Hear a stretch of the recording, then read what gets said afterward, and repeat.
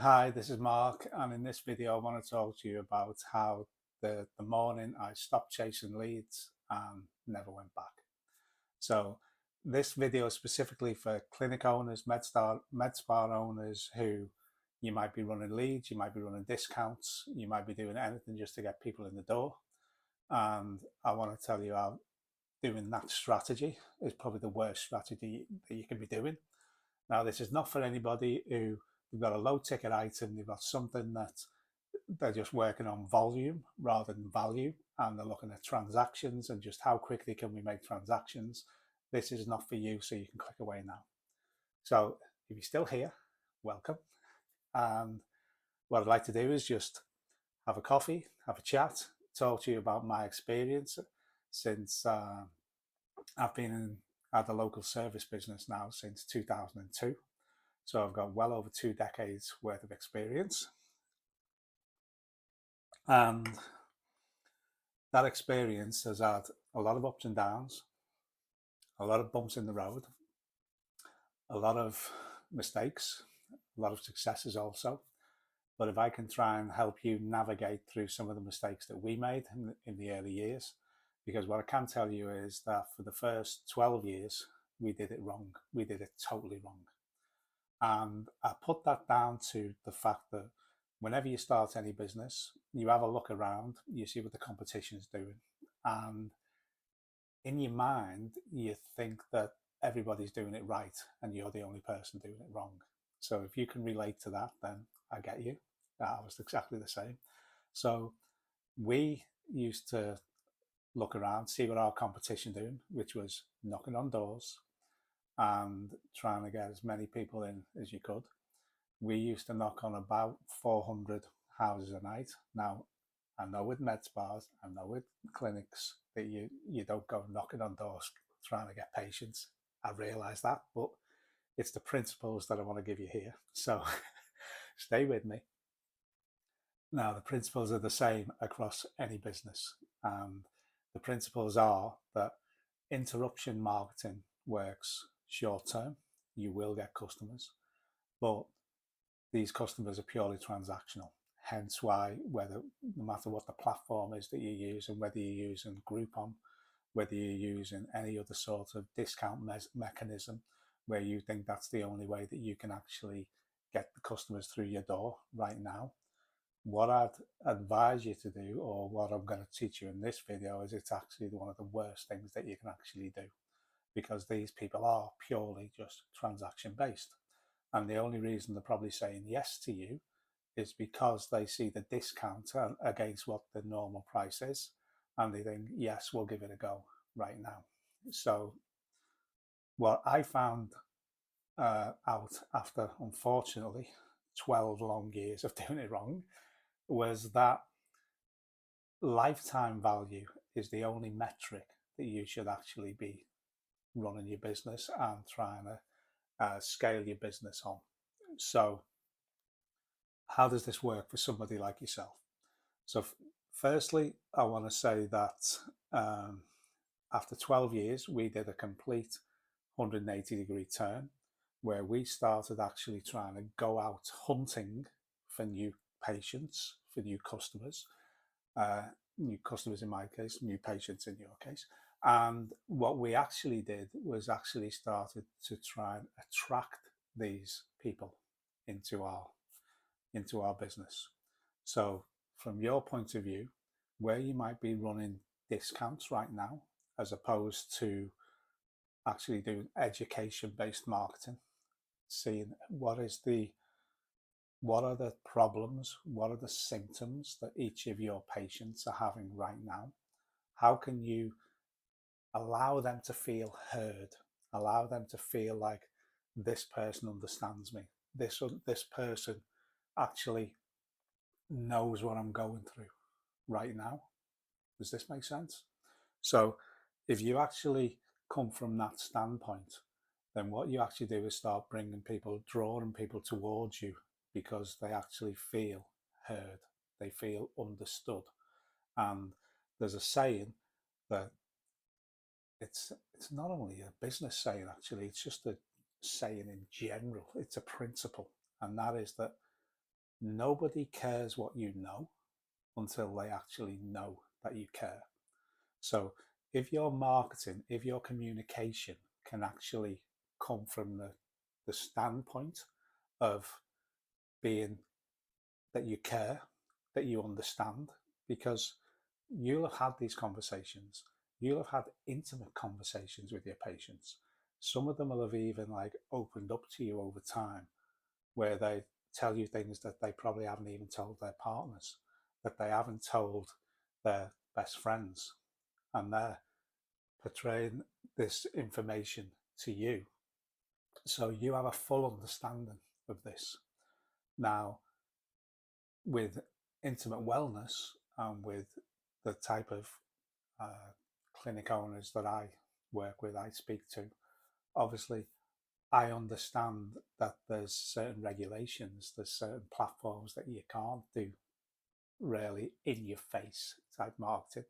But what you can do is run campaigns where these people actually feel heard, where you're talking about symptoms, where you're talking about bladder leakage, where you're talking about the how they feel when they've got to say no to their grandchildren, when they want to, when the grandchildren ask them, "Come on, Granny, come and get on the trampoline with me," or their friends are asking them maybe to go and play tennis with them, and they know that they can't do these sort of things because they have things like perhaps bladder leakage, any sort of like some sort of incontinence where they're just, even if it's just slight leaks, things like that. It's embarrassing. Now you're having these conversations, so if you can come from this standpoint, then what you're going to find is that these people start actually coming towards you, as opposed to you just trying to offer them some sort of a discount just to get people in the door right now. Now, my main focus is going, you've got transaction marketing here, which is how can we get people in? What can we do just to get people in the door? And how much is your whole viewpoint is on the next sale, whereas my viewpoint is on the relationship. So it couldn't be any further away. Now, the relationship, we're talking in 5 years, 10 years, 20 years. Now, when you can start looking through a lens of relationship marketing and how you can actually talk to these people from, like, let me give you an example. You might have a patient, well, if you were to think about the age range demographic across the whole range of your patients, it might be someone who's coming in postpartum, who might be in the 30s, right through to somebody who's elderly in the 60s, 70s, or 80s. Now, the treatments that you offer are way along this timeline. Now, if you start thinking in relationships and start thinking about the lifetime value of a customer, who's someone who comes in at 30 or 35, and you're not actually thinking about how much money can we extract out of this person, on day one with this transaction, as opposed to what are the symptoms that they're going to have in 5 years' time? What are the symptoms that they're going to have in 10 years' time? What friends do they have who are going to have similar symptoms? And when you come from that standpoint and you think about, now, how much value can I give to this person on day one that they are going to appreciate in 1 year, in 5 years, in 10 years, in 20 years? And the lady who's postpartum now at 35 is going to have the same symptoms of patients that you're seeing who are 55 right now in the next 20 years. Her daughter, perhaps, if she's just postpartum with, are going to have exactly the same symptoms that she's having in the next 10, sorry, not the next 10 years, but in the next 20, 25 years. And when you start thinking in these principles of what a relationship is with a client, with a patient, so then your whole mindset just, and your whole mind frame of marketing moves to a completely different realm. Now, when you start thinking in this frame, then your whole marketing strategy changes. And you start looking at what is going to be the return on investment that I need right now, as opposed to what can I legitimately put into my marketing, into my educating, knowing that I might not see a return on that full investment within the first week, within the first month, but I know I will be getting 10, 20x that return in the next year, in the next 3 years, in the next 5 years, in the next 10 years. So I'm just going to have a little sip of coffee because I want that to just sit with you just for a second.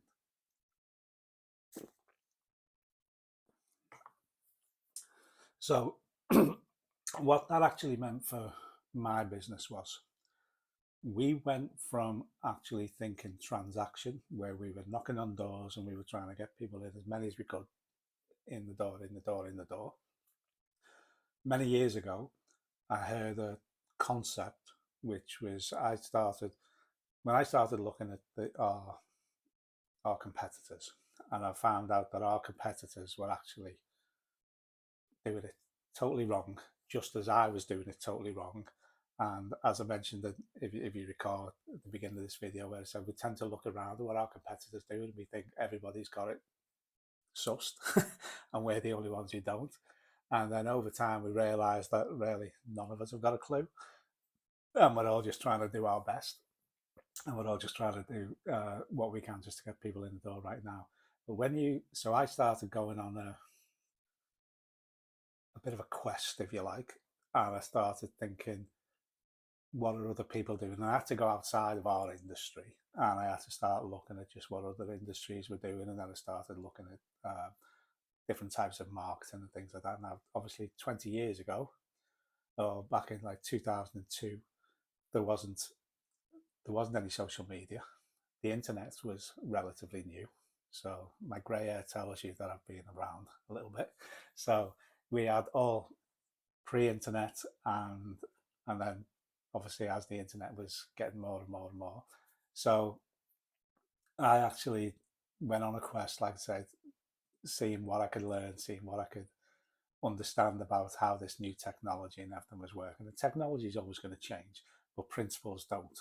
Okay, so back in the day, I found when Google was going onto that, but it was search engines in general, and SEO at the time was the thing that was the way to go for local businesses. So I went fully in on SEO, and like I say, unfortunately, I was 12 years down the road at this point. So 2014 was when I went really deep on this. I had built my first website in about 2004, so that's how long I've been in the internet game, and also in the marketing game, and also in the local business game. So uh, I'm not just someone who's just come into marketing in the last like 6 months and trying to educate you on something that's like I've read out of a book or I've read a course that I've got last week. This really is over 20 years worth of marketing experience and digital marketing experience as well. So anyway, back to the point. I keep going off on a tangent. I do apologize. Hope you're still with me. But what I found out was that at the time, everybody was trying to rank for whatever their service was plus their area.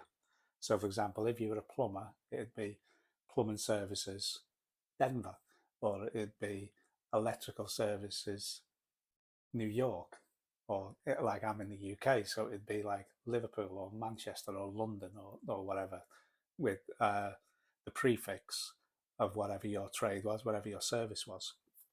Now, when I was learning this, obviously you can imagine everybody's getting this same information. So what do you think is the most competitive phrase for your trade where you are? If you were a plumber, or if you were let's say you were at a med spa or something like that, and you had a service, and one of the services might be that you were doing, I don't know, micro needling, something like that. So everybody would be looking for micro needling New York if you were in New York. So the competition was heavily concentrated here. And what I found out was that there's 3% of your market that's actually ever in the market to buy right now, but there's 97% of the market that are underserved, and those 97% are, like I say, nobody is listening to them, no one's hearing them, and the searches they're making are not looking for someone that's doing micro needle in New York right now. What they're typing in is something like, why are my eyebrows looking thin? Why are my eyebrows falling out? And them sort of things. So it's like an informational search as opposed to a transactional search. Now, I can't obviously teach you all these things in one video. So in coming videos, we'll be going deeper and deeper and deeper into the different things that you need to know when it comes to how you go from a transactional based marketer or a transactional based clinic owner to a relationship based clinic owner, and we'll be getting deep into them as I shoot other videos over the coming weeks, over the coming months, over the coming years. So, but what I wanted to do with this video was literally just have the conversation with you about how you're thinking, how it changed for me, how my business changed once I moved from being a transaction based company to a relationship based company, and how it worked for me. Ending the story is that as we started attracting customers in who had the problems that my service dealt with, then I started being able to communicate with these people, asking them by email, what else are they dealing with? Is this other things that they have problems with, which led to other services that we could offer? And then we had a constant stream. I was waking up to inquiries because a lot of our emails were obviously automated. So once we put them in the system, we did the work once. They were in the system. People were getting them right throughout the day. I was going to bed. I was waking up to inquiries each and every morning for work that I did once, because I'd put the system in place to attract customers into our ecosystem. Once we got them in, we nurtured them.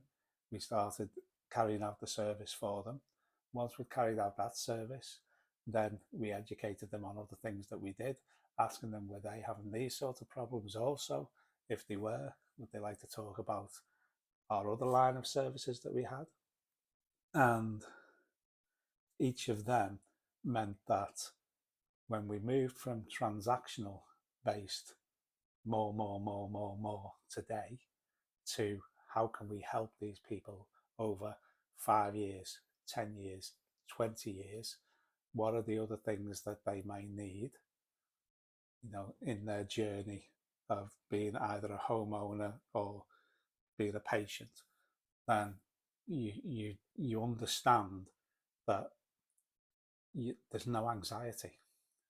You go from on day one of every month thinking we've got to get X number of patients in, and you have that anxiety around we've got to get this many consultations, we've got to get this many chairs, treatment tables, whatever filled for this month. You go to, right, we know where this person are at in their journey. We know that once they start having this symptom, it's likely that they're going to have this other symptom in the next 6 months, next 12 months, next 3 years. Just by virtue of what age they are, we understand that a percentage of them are going to have this issue when they get a little bit older. And when you come from that frame, then you start understanding that relationships are far better than transactions. Now, one thing I want you to take away from this video is that ultimately people buy people, and people buy people that they like.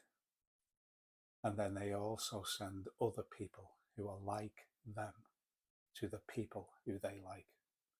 So with that said, I hope you've enjoyed this video.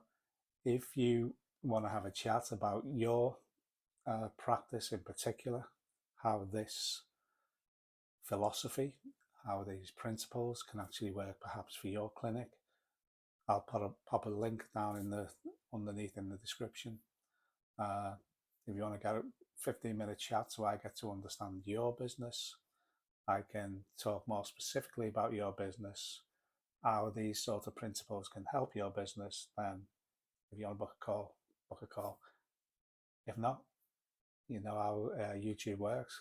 I'd appreciate it if you like this video. Please like, please subscribe, and then I'll be shooting other videos like this once a week. And I'd like to thank you for taking the time to watch this video. Wish you all the best with your business, and I'll see you in the next one. Take care.